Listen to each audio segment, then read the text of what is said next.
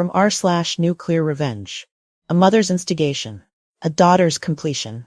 I have promised my late friend that I won't share this story until at least a year after her death. That time has passed, and this is nothing short of beautiful. Cruel, but beautiful. I was the only child of two loving parents. Mom had a difficult pregnancy and an even harder labor. It was so bad, the doctor advised that they never try again. Because he didn't want his wife to die, Dad got a vasectomy that was successful. I was sad that I didn't have any siblings, but I had a happy childhood until I was a young adult. When I was in the middle of college, Mom was diagnosed with stage 4 HGSOC, or high-grade serous ovarian cancer. It's the most aggressive form of ovarian cancer, and Mom's older sister and Mom both died from it.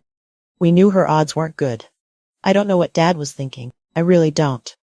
But he started an affair with his coworker, a woman just a few years older than me.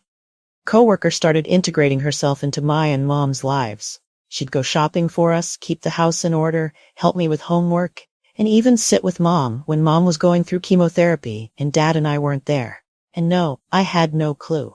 At all. I just thought it was a coworker being kind to a family going through hard times. Mom fought.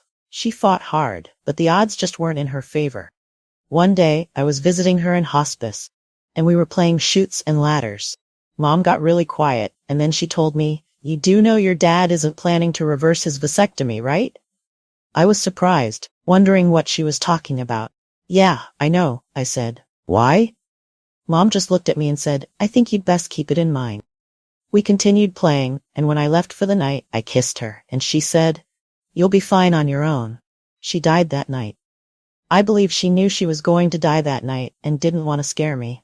Once again, coworker was right by our side. She helped us plan the funeral, brought us food, helped out around the house, and slowly started moving her things in.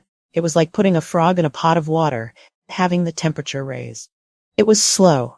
It was gradual. A year or so later, she had completely moved herself in and was part of our lives. I don't remember what made me suspicious enough to start digging. But I started digging, and I did.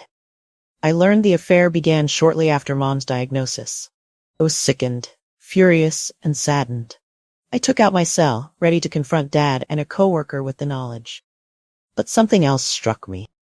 During one of her visits, coworker mentioned to Mom and me that she wished to have children with her fiancé. Mom knew that the affair was going on, and she trusted me to spill the beans. But I wanted to twist the knife further. As a result, I decided to play the long game.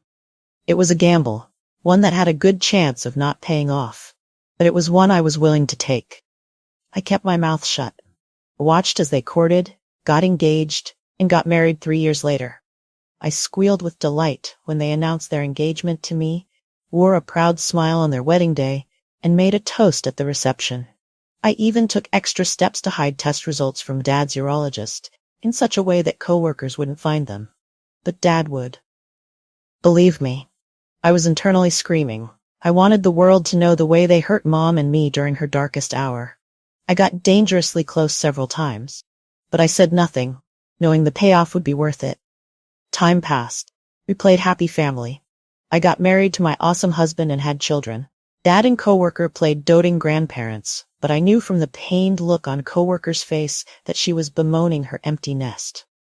Just as I was beginning to give up hope, the day came. A coworker and I had started the tradition of getting together for coffee shortly after Mom's death. We'd talk girl things. Again, as I internally screamed, laugh, cry, love, and live. That sort of thing. That day, my coworker was sad and sullen. I could tell she had been crying. I asked what was wrong. I couldn't believe my ears when I heard why. She had been struggling to get pregnant for years, but assumed it was stress from work. Then her periods started coming fewer and farther apart. She decided to go to the doctor and find out why. It turned out she was entering perimenopause, and her chances of successfully getting pregnant had dwindled. The doctor told her that, in essence, her childbearing years were over. As I crooned sympathetic noises, coworker said, "It doesn't make sense. We tried so hard to have kids, but I wasn't able to get pregnant. I don't know why." It was then that I knew it was time. "You mean Dad didn't tell you?" I said. "Didn't tell me what?" she asked. I was fighting every chance to smile as I tried playing the It's not my right to tell, and I can't believe he didn't tell you cards until she practically begged me. I should have won an Oscar for my performance. I told her about the vasectomy and that Dad had no intention of reversing it. You should have seen coworker. She completely deflated like a balloon. Her shoulders slumped. She bowed her head and she sobbed in her hands. I wanted to rejoice. I wanted to rub her face in it. I knew, though, that would make me look like a bad guy. So I hugged her and rubbed her back, telling her that Dad was horrible for not telling her that she deserved a different outcome and that he completely wasted her time. Again, I was fighting to not smile. When she left, I told her I would always be there for her, but I knew she wasn't going to be part of my life anymore. Why would she? I was the daughter of the man who betrayed her. Once she had left, and I was alone, I wept with joy and relief that it had paid off, but also deep sorrow that Mom hadn't been there to see it. That was the last time I saw or talked to a coworker. A few weeks later, Dad called me in fury. Coworker had packed her bags and left, slapping him with divorce papers. She yelled at him for not being honest with her and saying that he had a vasectomy and had no intention of reversing it. He knew she wanted kids and that she had wasted all of her childbearing years, and that he had left it to me to tell her. He then said, "How could you do that to us? We loved you." I then said in a cold tone, "You and Mom did a good job teaching me how to keep secrets." I hung up, and that was it. I never spoke to him again either.